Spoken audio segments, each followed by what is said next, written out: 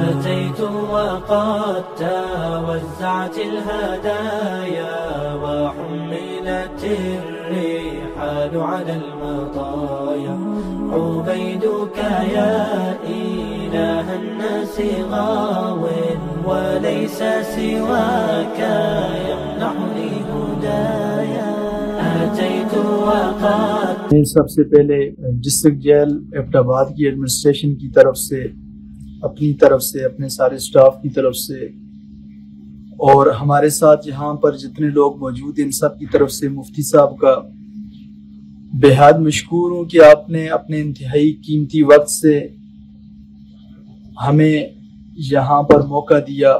میں مفتی خلاق صاحب کا بھی اور جو دیگر معزز مہمان یہاں پر آئے ہیں آپ سب کا مشکور ہوں۔ مفتی صاحب نے یہاں کی ہماری جیل کی جو ایکٹیویٹیز ہیں ان کے بارے میں مجھ سے پوچھا تو میں نے ضروری سمجھا کہ میں بتا دوں کہ یہاں پر ہماری ایجوکیشنل ایکٹیویٹیز کیا ہیں۔ سب سے پہلے مفتی صاحب ہمارے پاس یہاں پہ ٹرسٹ تعلیم القرآن کی طرف سے ایک عالم دین ہے جو قاری بھی ہیں، مولانا بشارت صاحب تشریف فرمائے، ان کے ساتھ قاری خلیل صاحب بھی ٹرسٹ تعلیم القرآن کی طرف سے ہیں۔ یہ دونوں حضرات اس جیل کے اندر ان لوگوں کو صبح نماز کے بعد قرآن پاک کا ناظرہ، ترجمہ اور کچھ حفظ کی کلاس بھی ہے۔ اس کے علاوہ کلمہ جو نماز کا سبق ہے اس کی روٹین کی کلاسز ہوتی ہیں۔ بلکہ ہماری اس جیل میں ان سب کی ایفرٹس کے ساتھ سب سے اچھی چیز یہ ہے کہ جو لوگ عام طور پہ معاشرے میں سمجھے جاتے ہیں، جو ڈرگ ایڈکٹس ہوتے ہیں کہ جن کو ہماری توجہ کی زیادہ ضرورت ہوتی ہے، تو اس جیل میں 90% لوگ جو ڈرگ ایڈکٹس تھے وہ نماز کا سبق سیکھ کر نماز پڑھنا شروع کر دیے۔ اس کے علاوہ ہمارے پاس اس جیل کے اندر فارمل ایجوکیشن کی صورت میں ہم نے ایک گورنمنٹ کے ٹیچر ہیں جو ایم اے عربک ہیں، وہ یہاں پر اگر کوئی میٹرک کا ایگزام دے رہا ہے یا ایف اے کا دے رہا ہے تو ان کو پڑھاتے بھی ہیں، کتابیں بھی فری میں دیتے ہیں اور ان کا ایگزام بھی یہاں سے ہی ہوتا ہے۔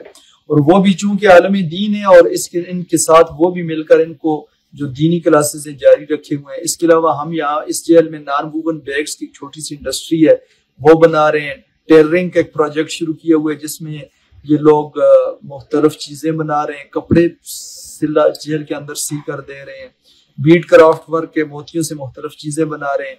چونکہ ڈسٹرکٹ جیل ہے تو یہاں پر یہ ساری ایکٹیویٹیز موجود ہیں۔ میں ایک بار پھر آپ کا بہت مشکور ہوں کہ آپ یہاں پر تشریف لائے۔ ایک مسلمان کو قتل کرنا پوری دنیا کے تباہ ہونے سے بڑا جرم ہے اللہ کی نظر۔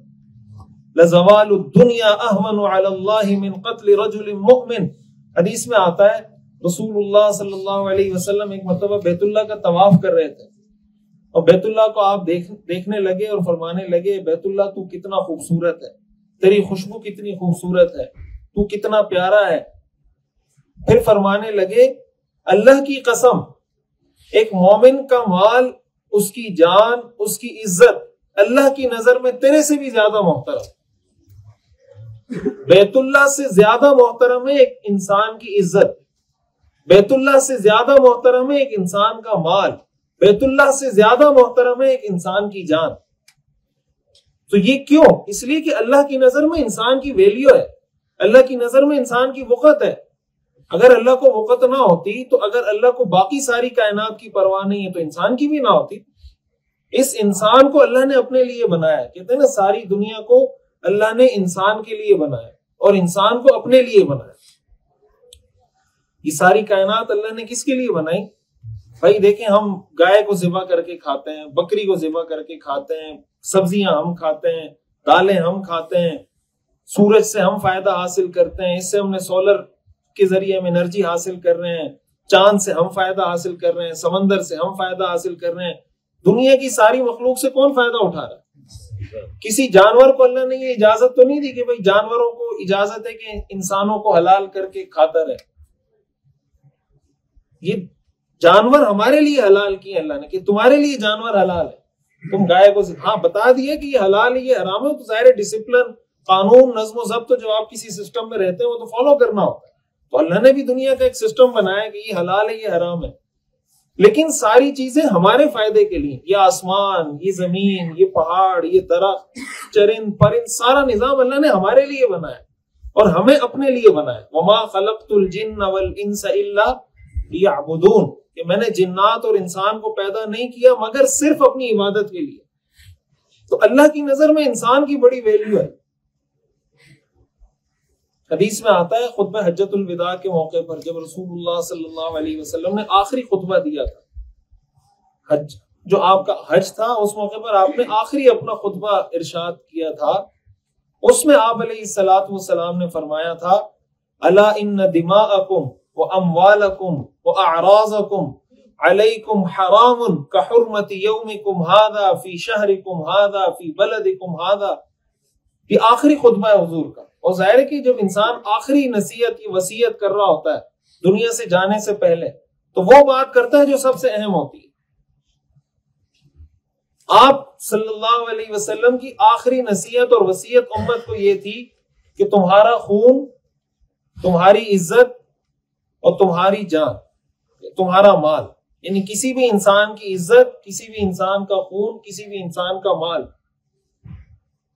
بالکل ایسا ہی قابل احترام ہے کہ حرمتی یومکم ھذا، جیسے 9 ذی الحجہ کا دن اللہ کی نظر میں محترم ہے، جس طرح عرفات کا میدان اللہ کی نظر میں محترم ہے، جس طرح ذی الحجہ کا مہینہ اللہ کی نظر میں محترم ہے، ایک انسان کی جان، اس کی عزت، اس کا مال اللہ کی نظر میں اسی طرح محترم ہے.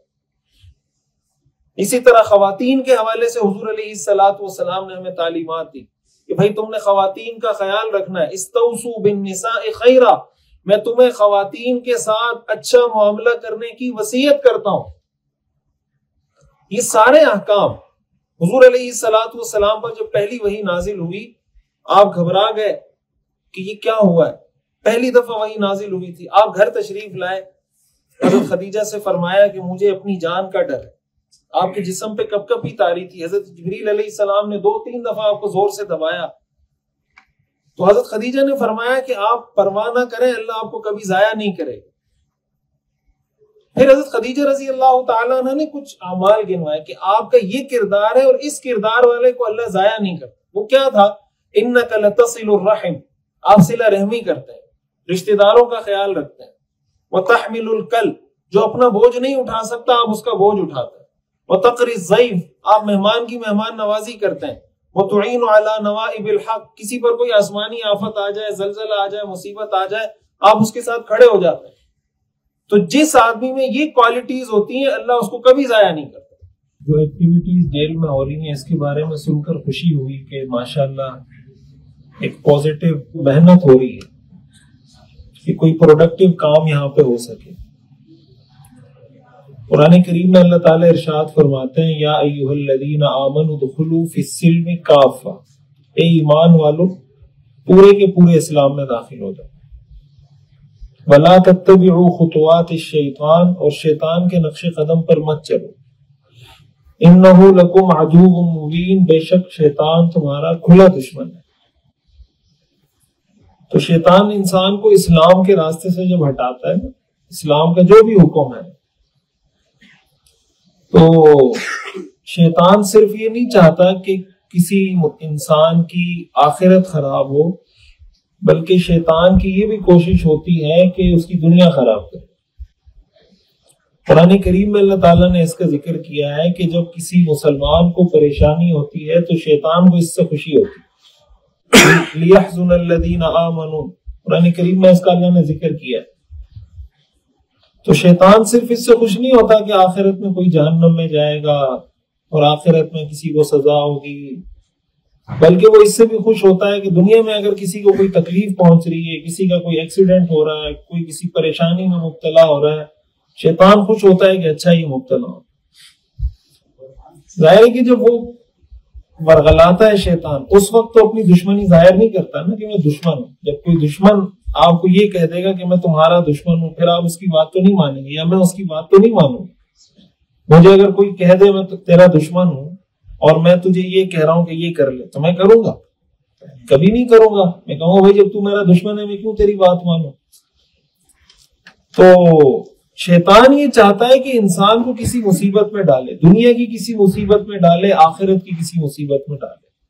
اور اللہ تعالیٰ نے یہ دین ہم کو اس لیے دیا ہے کہ اللہ ہمیں دنیا کی مشکلات سے بھی بچائے اور آخرت کی مشکلات سے بھی بچائے.